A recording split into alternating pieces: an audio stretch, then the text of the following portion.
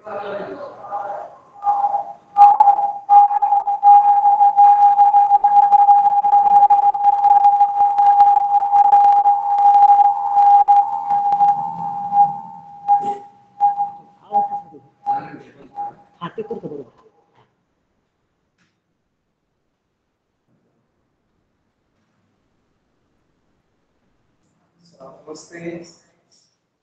सगळ्यांना हॅपी दसरा.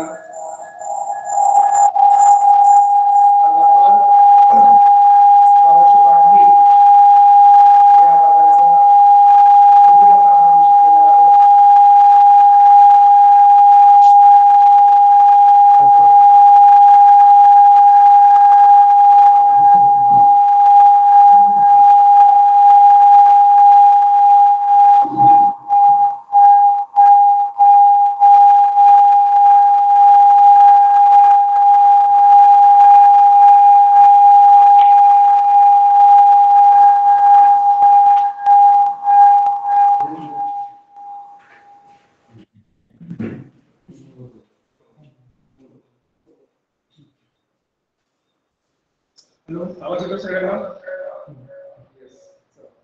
आज आपण बुद्धिबळामध्ये परीक्षेमध्ये येणारे काही घटक बघणार आहोत. त्या घटकामध्ये संख्या ज्ञानावर प्रश्न असतात.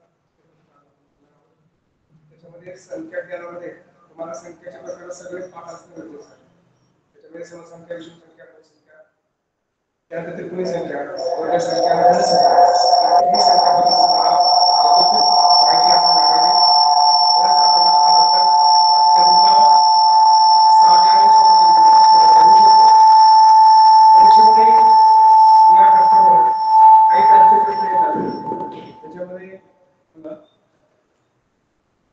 मला गटात बसणारा प्रश्न ओळखायचा असतात. त्याच्यामध्ये अगदी सोपे पद्धतीने प्रश्न असतात. आपण काही उदाहरण बघूया. गटात बसणारे प्रश्न असतात.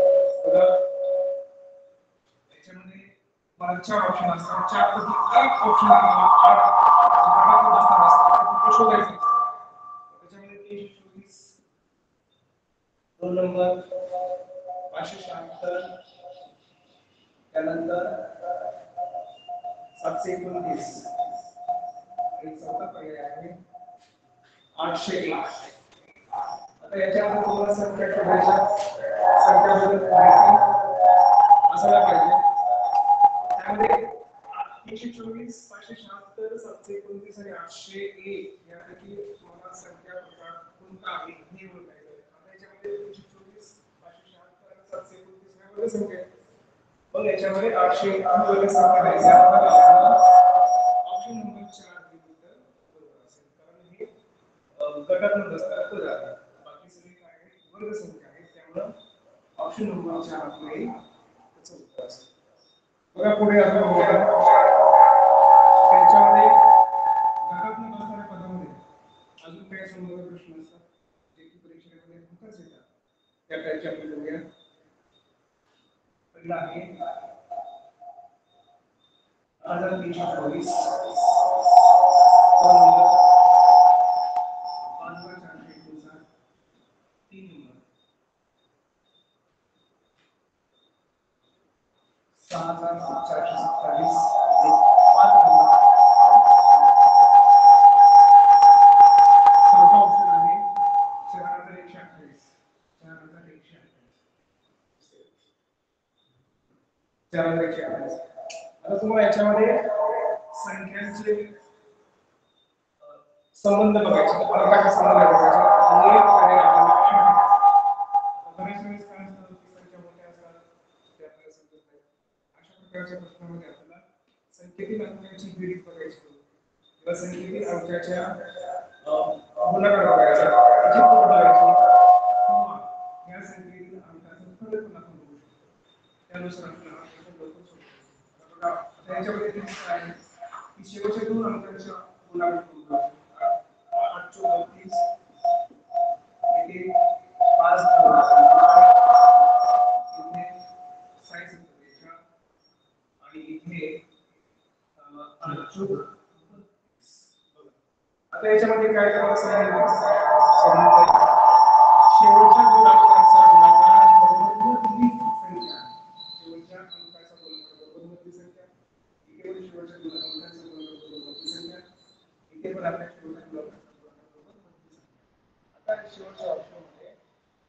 कसं दिलं जायचं 832 पाहिजे होता इथे 12 दिलेलं आहे त्यामुळे हे पद आपलं चुकीचं आहे त्यामुळे उत्तरामध्ये आपल्याला ऑप्शन नंबर 4 भेट करायचं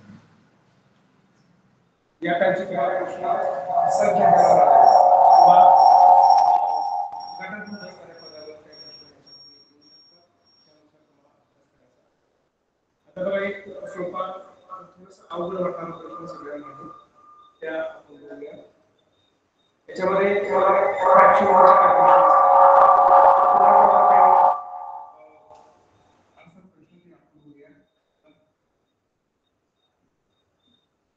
प्रश्न बघूया या टाइपचा चप्पल से चप्पल ची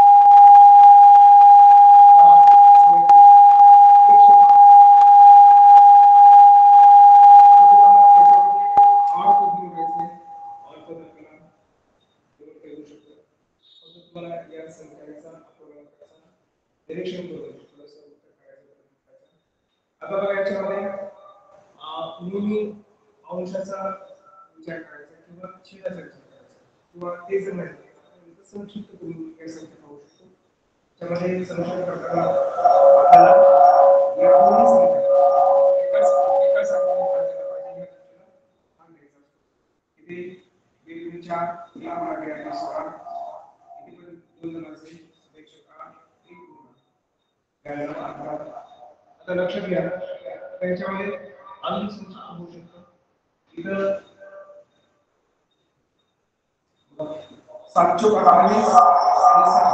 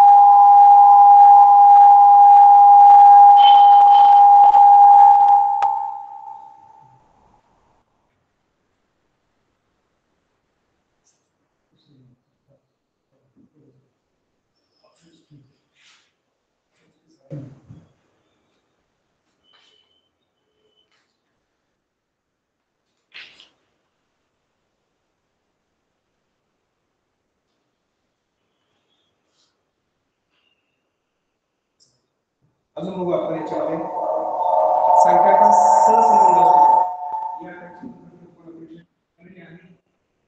आणि प्रश्नांमध्ये काही प्रश्न आपण बघतोय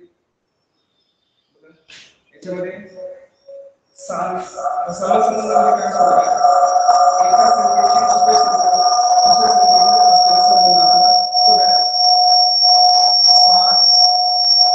साला 15 असेल तर आपल्याला कोणत्या संख्येला बघा इथे आपल्याला अगोदर या दोन संख्यांचा संबंध लावायचा तोच संबंध आपल्याला पुढे पण लावायचा असतो तो बघा इथे काय म्हणतो सहा प्रकारचे काय सहा प्रकारचे येऊ शकतात इथे 1 आणि 5 आणि तसंच आपल्याला इथे काय करायचं बघा 1 आणि 8 बरोबर तुम्हाला किती संख्या कोणती असेल बघा 8 आणि 9 असतात हे लक्षात घ्या या टाइपचे प्रश्न होतात एका संख्येची दुसऱ्या संख्येशी आपला संबंध तुम्हाला पुढे लावायचा असतो तो तीच तुम्हाला पुढे लावायचा असतो पुढे अजून एक सोपा घेऊ आपण 63 प्लस 2 असेल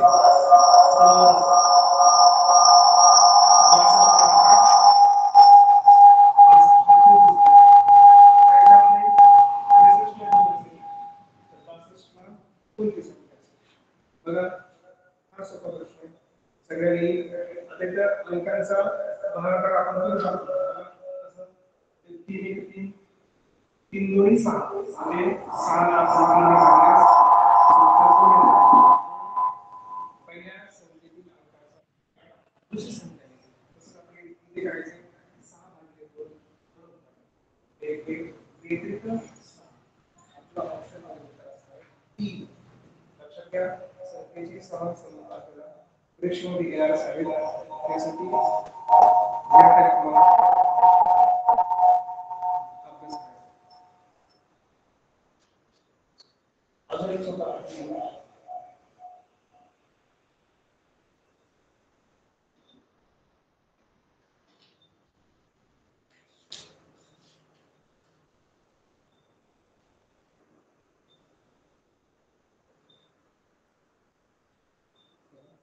आता तुम्हाला संख्येतील नंबर्स जास्त बघा नंबर्स जास्त संख्येचा क्रम दिलेला असतो त्या टाइपचे तुम्ही काय करायचं परीक्षेमध्ये ते आपण बघूया एक दोन टाइप बघूया 4 9 14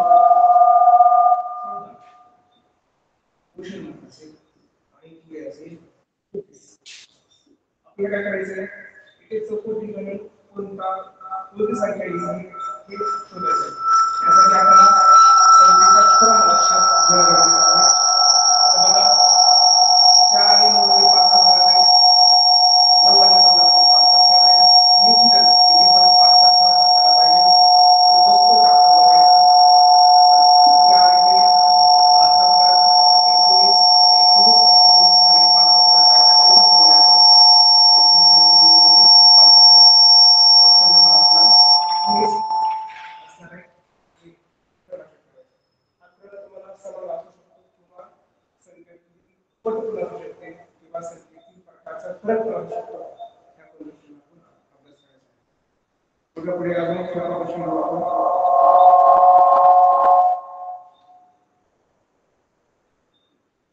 3 7 12 एक मिनिट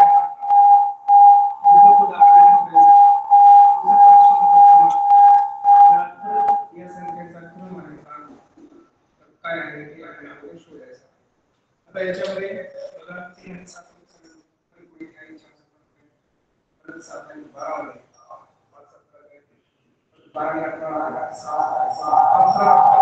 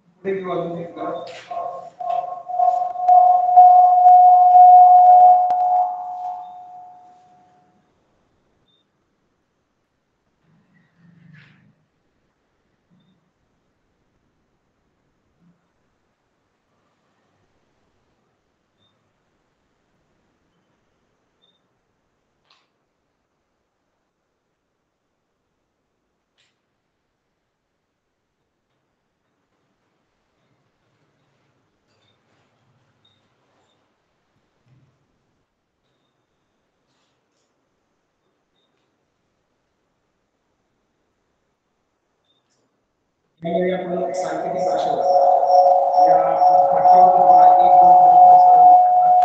त्या घटकांचा आपल्याला अभ्यास करायचा आहे. तर सांकेतिक भाषेमध्ये काही शाब्दिक उदाहरण असतात. ती शाब्दिक उदाहरणे आपण या ठिकाणी एक उदाहरण घेऊया. तुम्हाला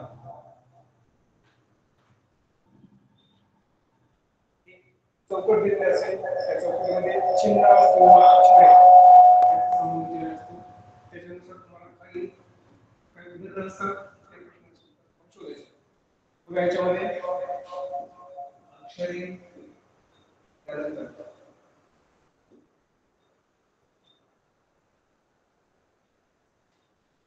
अंश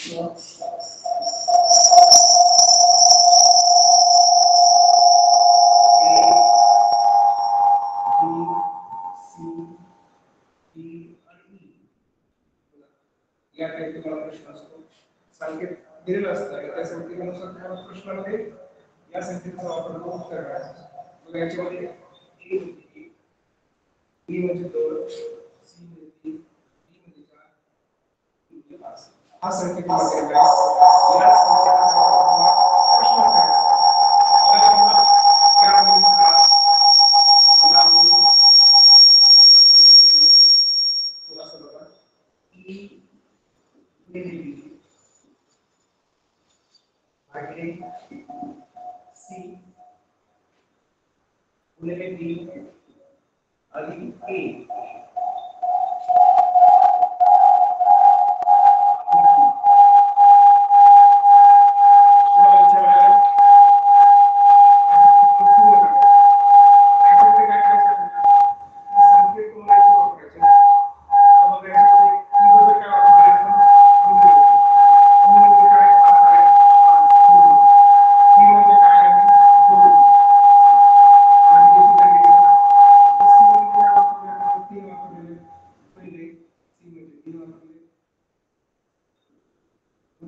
डी म्हणजे 4 वापरले प्लस ए म्हणजे आपल्याकडे 1 आहे आणि बी म्हणजे 5 सॉरी डी म्हणजे 2 तुम्हाला ही पदावली सोडवायची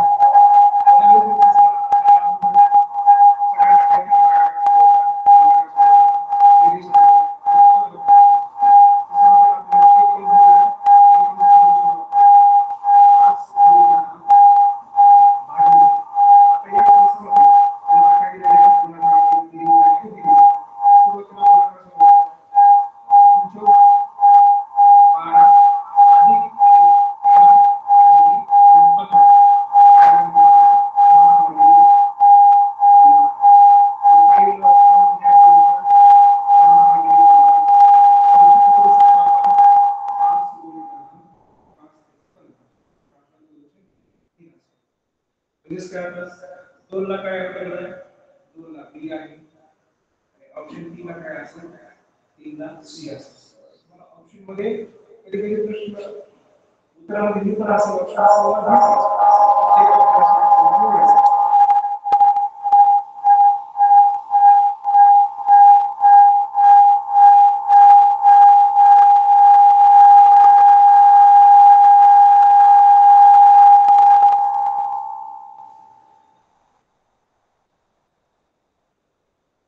यानंतर आपल्याला नैबद्धाक्षर मालिकेमध्ये पण काही प्रश्न असतात. नैबद्धाक्षर मालिकेमध्ये पण तुम्हाला 2 प्रश्न 3 प्रश्न सोडवायचे त्यासाठी तुम्हाला अभ्यास करायचा आहे. तर एक उदाहरण आपण बघूया.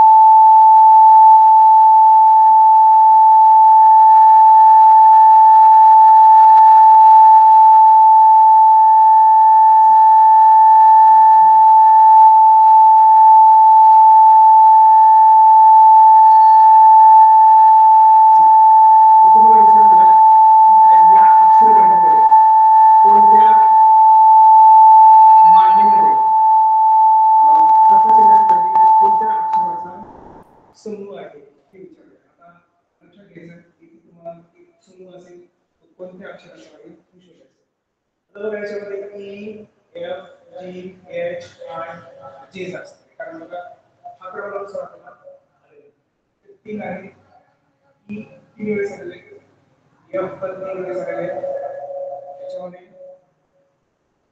नंतर जी आहे एच आहे आय आणि जे चा क्रम असेल पुढे आपल्याला ऑप्शन मध्ये असल्यास आपल्याला जे ऑप्शन निवडायचं पुढे बघा अजून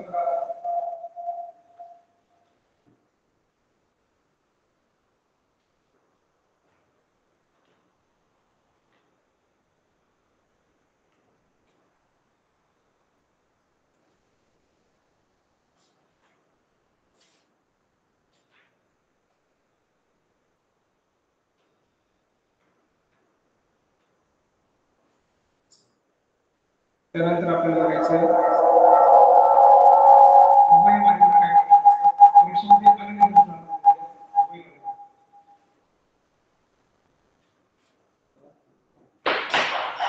आई वडील मुलगा यांच्या आजच्या वयाचे गुणोत्तर आई वडील आणि मुलगा आई वडील आणि मुलगा यांच्या आजच्या वयाचे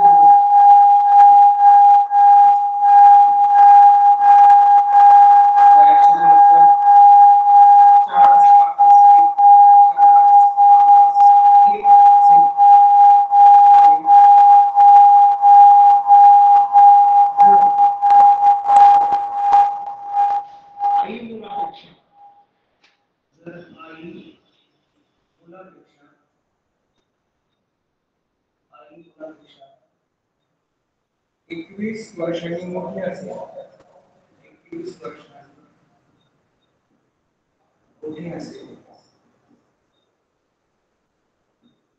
मोठी असेल तर आजच्या वडिलांची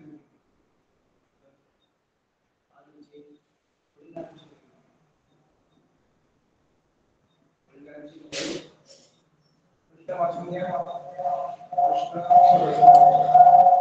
त्याच्यामध्ये तीन व्यक्तीच्या वयाचे गुणोत्तर आजच्या वयाचे गुणोत्तर त्यांनी 4-5 आहे तर आई मुलापेक्षा मोठी असते आई मुलापेक्षा 21 वर्षांनी मोठी असते आजचे वडिलांची वय किती आता या काही प्रश्न आपल्याला सोडवायचे त्याच्यामध्ये आई वडील आणि मुलगा या तिघांचे गुणोत्तर माहिती आहे आईचं गुणोत्तर किती आहे 4 वडिलांचं 5 आणि मुलाचं 1 विचार करा आई आणि मुलगा आई मुलापेक्षा मोठी आहे आई मुलापेक्षा मोठी आहे किती वर्षांनी मोठी आहे गुणोत्तरामध्ये लगेच फरक करायचा फक्त फरक आहे काय करायचं आपण किती वर्षांनी मोठी असेल मग 21 वर्ष मग आपण काय करायचं 21 भागिले 3 करूया 7 नुसार आपण काय करायचं 7 ने या गुणोत्तराला गुणायचं कसं आहे 7 गुणिले 4 7 गुणिले 5 7 गुणिले 1 बघा तुम्हाला इथे लगेच वय निघून जाईल आता आईचं किती असेल मग 7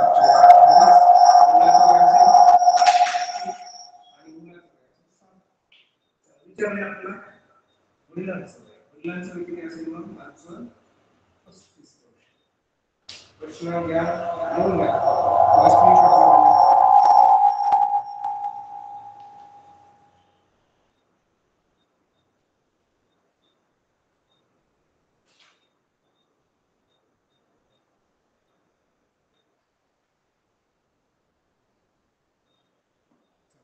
अजून एक प्रश्न वगैरे येतो परीक्षेमध्ये हमखास तो येतोच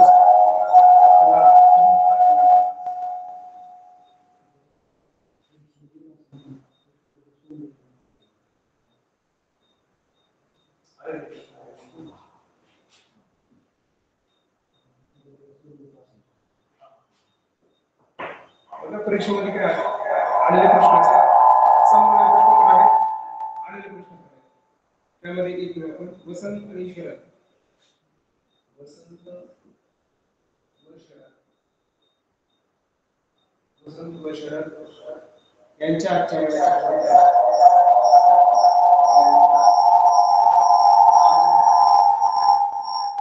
वयाचे गुणोत्तर,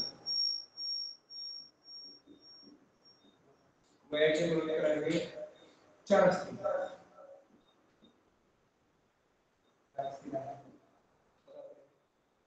त्यांच्या 8 वर्षांच्या, त्यांच्या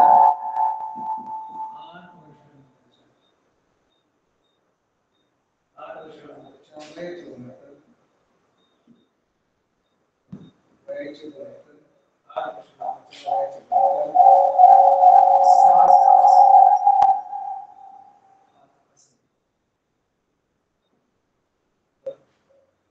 तर दोघांच्या वयातील फरक आहे.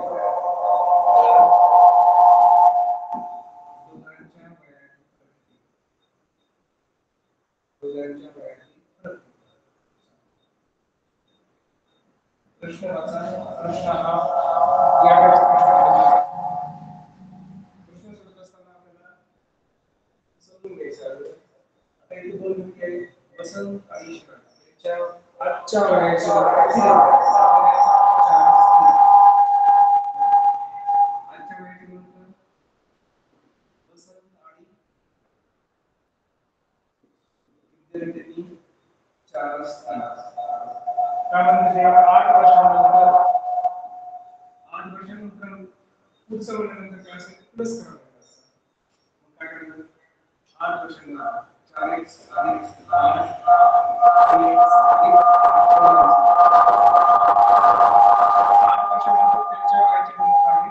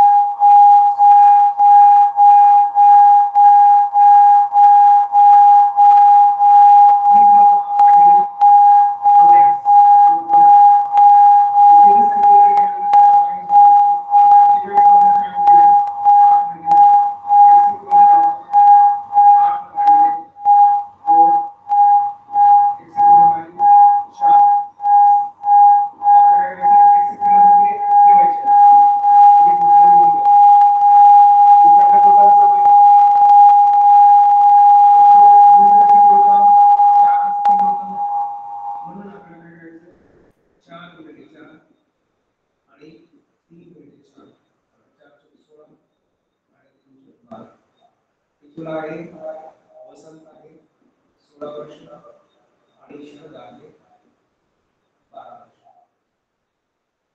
तर दोघांतील फरक विचारला. दोघांतील फरक असणार 4.